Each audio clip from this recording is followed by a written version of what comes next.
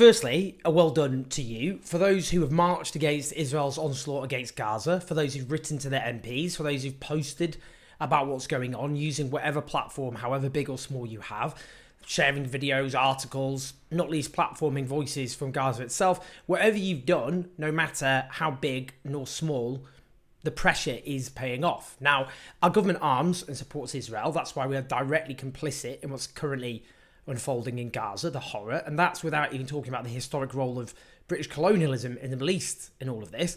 Now, we want to force the government's position to change away from the unquestioning support of Israel. That's the very least that we're fighting for in the current calamity. And the first step to doing that is to force the Labour opposition to abandon its support for a military onslaught which has killed over 7,000 people, including over 2,700 kids, with many others trapped under the rubble. Now, communications have been blocked in Gaza. The fear has to be now that the worst is to come. Now, at the moment, the Conservatives know they have carte blanche to let basically Israel do whatever it wants because the opposition isn't putting it under any pressure. Now, if the opposition did take a stand, it would galvanise public opinion because the polling shows overwhelming support for a ceasefire. Just needs leadership to put pressure on the government. And so Labour changing its stance, some people go, well, it's the opposition, why does it matter? Because it will put massive pressure on the government given where public opinion is currently at. Now, because of people like those watching or listening to this, Keir Starmer is now under huge pressure with a big revolt in the Labour Party. Before I talk through that revolt, here I was on Storm Huntley's show on Channel 5 discussing Starmer's support for war crimes and deceit over it, which is what triggered this revolt in the first place. Well, it's important to say he lied there, by the way. I know we're saying he clarified his comments, but what he said, and we can hear with our own ears, is he said Israel has the right to cut off water and electricity. He then went on to talk about international law, but he either, as a human rights lawyer, slightly unfortunate, his lack of understanding of international law, which prohibits collective punishment, that's Article 3 of the Geneva Convention, or he was being dishonest. So when he then later said, he never said that Israel had the right to cut off water and electricity, it is important as journalists that we don't allow politicians to gaslight people and pretend they didn't say things that they did. He did say that. In terms of his position now, look, what we're seeing is a grave war crime, and we're seeing collective punishment, thousands of people dead, many of them children, under rubble. There's 1,000 people believed trapped under rubble. We don't know if they're alive or dead.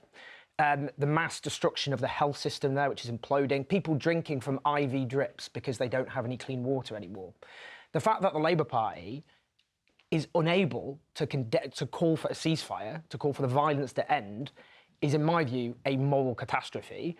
And if you look at the polling, only 3% of people in this country oppose an immediate ceasefire, which is the same number, by the way, who think the earth is flat. But that is the position of the Labour Party and the Conservatives. Now, more than 20 Labour councillors have resigned in protest. The party's lost control of Oxford City Council as a consequence, in fact. Nearly a quarter of Labour MPs have called for a ceasefire, including 2 front benches, which they're not actually supposed to be allowed to do.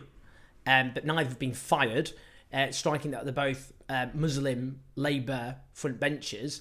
I think the Labour leadership realises how much fury there is in the Muslim community, obviously way beyond the Muslim community. Many non-Muslims, myself included, who are furious about what's currently happening, but it would be seen as a massive, massive FU in a very febrile circumstance. I mean, we had Keir Starmer visiting an Islamic centre in a most manipulative way possible, leading to that centre issuing a statement condemning him and expressing their dismay for how that visit was manipulated. But the leadership keeps refusing to support a ceasefire. They keep calling for things like more humanitarian aid, which is just PR for them. It's just reputational damage limitation. It's a nonsense. The cause of the humanitarian catastrophe is the violence. And the idea that you can effectively distribute aid when such a tiny strip of land is being pummeled by a military superpower is completely and utterly deranged. So what they did is wait for the US and the Conservatives to shift to call for a humanitarian pause or humanitarian pauses to allow in aid. This is also a nonsense, because what that means is pause the bombing, get the aid in, then what? Bomb the aid and bomb the people using the aid, killing them all over again. Now, in any case, what's happening, because of the pressure built up by people like yourselves, the dam is bursting. Sadiq Khan, the Labour mayor of London, has come out to call for a ceasefire. And that has bbeen followed by Anna Sarwar, the Scottish Labour leader, as well. Andy Burnham, the mayor of Greater Manchester, as well as other local mayors in Manchester as well. There have been talk of resignations on the Labour front bench. Shabab Khan, one of the few journalists who's actually been covering this story with, I would say, integrity, spoke of resignations, potential resignations. Overnight, at least 2 shadow ministers were considering resigning today or this weekend over Keir Starmer not calling for a ceasefire. A source close to the situation told me that as soon as one sat down, more would immediately follow, but that now has been postponed apparently because of the likes of Sadiq Khan and others coming out again in favour of a ceasefire, so they think they're winning. I think that's cowardice. Obviously, if they resigned, that would make it much more likely to put more pressure on the Labour leadership. But I think maybe time to find a backbone and maybe prioritise saving innocent people from a catastrophe rather than your own ministerial careers. In any case, this can't be dismissed as the left. The Labour leadership is completely out of sync with the vast majority of Labour voters and members. Now, this whole crisis is a case study in just how deceitful and duplicitous Keir Starmer actually is. Back, as the New Statesman notes, in 2015, when he was selected as Labour candidate for a seat, he spoke on a panel of the Camden Palestinian Solidarity Campaign. I mean, the idea he did go anywhere near that now is absurd. In front of a slogan, "Kick Israeli racism out of FIFA." In the 2020 campaign video, he had to convince members to vote for him to become leader. It featured protesters waving Palestinian flags. Now, Pledge 4 of his leadership campaign put human rights at the heart of foreign policy. Where do you even begin? Now, given the level of deceit underpinning his entire leadership campaign, the abandonment of all his key promises, he is, though, certain to become Prime Minister. The Conservatives have destroyed themselves. But I just believe that the sheer level of dishonesty and duplicity will at some point have to collide with political reality.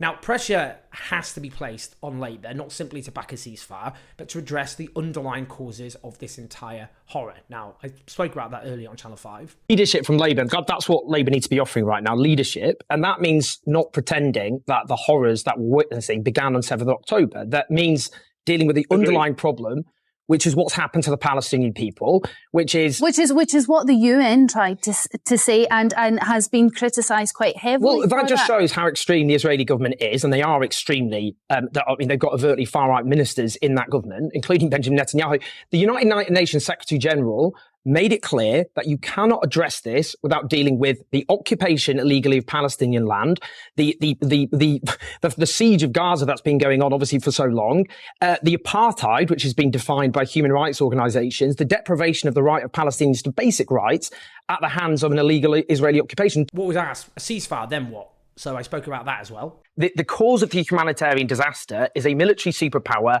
pummeling a densely concentrated area the size of East London with thousands and thousands of bombs. Until there's a ceasefire, can we just get back to then we won't end the humanitarian disaster. Let's say they give them a ceasefire. Then what? None of you are saying what happens when there is a ceasefire. What do you want to happen at that point? You think Hamas is just going to come out waving a white flag? Hold on. What do you want to happen? We want to end the underlying basis of why we're in this mess in the first place, which is the decades-old oppression of the Palestinian people. The fact that they've been occupied and besieged and their right to a nation. Now, don't just listen to me, listen to that well-known lefty subversive John Soros, the former MI5 head, who says that Israel must know that destroying Hamas is beyond its reach. Lots I don't agree with in the Financial Times article he's written, but it makes the point that the military solution to Hamas is not going to happen. Look, I mean, there's just look at any precedent. I mean, Iraq was a striking example where it was claimed that Saddam Hussein was in cahoots with Al-Qaeda, which was a nonsense. It took the invasion of Iraq to turn Iraq into a playground for Al-Qaeda, and then you got the rise of Al-Qaeda and then a massive counterinsurgency campaign against them in the 2000s. And, you know, they were defeated, supposedly, but there's a lack of imagination there because they were replaced by something which was even more extreme, ISIS, which then conquered large swathes of Syria and Iraq. And again, you had a massive counterinsurgency in Mosul, which devastated Mosul, had thousands of deaths. And the clear difference there is, you know, Mosul was occupied. I mean, the level of public acquiescence in Mosul for ISIS was much lower because we're talking here in the case of decades of occupation and a much, you know, more entrenched context in that sense. Now, people keep talking about the hostages, about the need to rescue the hostages. That's why there can't be a ceasefire. I just don't even know how to engage with that. But do people really, really think that hostages are going to be rescued if Gaza's flattened?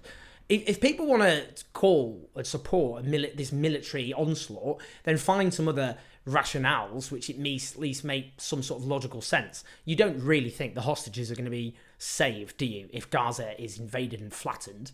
Obviously we don't know for sure, but in terms of, because it's Hamas, but Hamas have claimed that several of those hostages have already been killed. It is credible given the thousands of bombs which have been dropped on a tiny strip of land. But in any case, a prisoner exchange has to be a basis for saving those hostages. There are many Palestinians who are incarcerated without trial, including children. We have to talk about that. It's not going to be popular, but we have to talk about that. As well as, frankly, the mass, in terms of ground invasion, I know people aren't thinking in terms of the establishment about the worth of Palestinian human life, but they do matter to some of us. And already nearly 6 times as many Palestinians have died in the last few weeks as Israelis who were killed by Hamas, which at the beginning of all of this particular episode. And that will only multiply, obviously, with more devastating airstrikes and ground invasion, not without even talking about a possible regional conflict with all the mass death and misery. There has to be a political solution. Now, the massacre that is going on was defended on the basis of self-defense, but no one would ever say, well, the mass slaughter of Palestinians over the years. The fact 96% of Palestinians in the last 15 years before this October were Palestinians. People wouldn't say, well, they have to do something. They have to do something, don't they?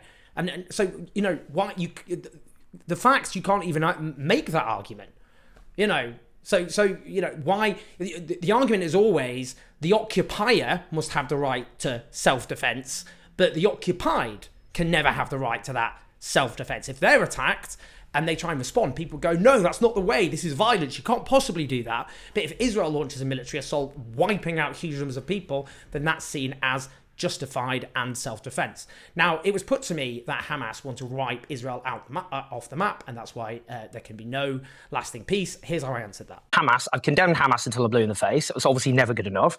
There's only one wiping out the other at the moment, and that's Israel wiping out Gaza. Hamas does not have the capacity and never will to wipe out Israel. It's just not true.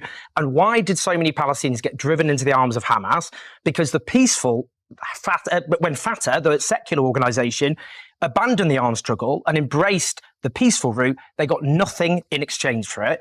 And the desperation of so many in Gaza drove people into the hands of Hamas. And actually, a lot of evidence suggests Benjamin Netanyahu promoted Hamas, and Haaretz, an Israeli newspaper, has a lot of evidence to suggest that, to divide the national movement. That's what's important. I'm going to go back. I mean, that is the point, really, that I think is the nub of the issue, which is that it's Israel at the moment which has occupied and oppressed the Palestinian people for decades.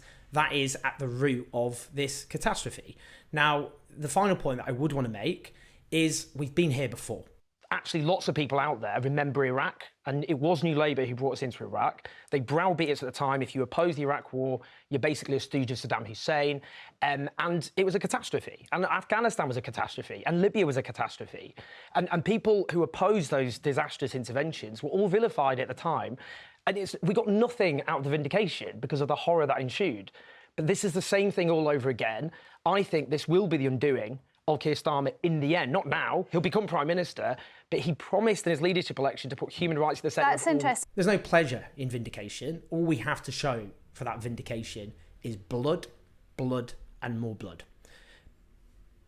We know this is a catastrophe. I think many of us deep down in our bones know that a military onslaught continuing will only unleash more human misery and disaster. Pressure is paying off. We've got to keep building it. And this is a matter of life and death. Labour are already buckling.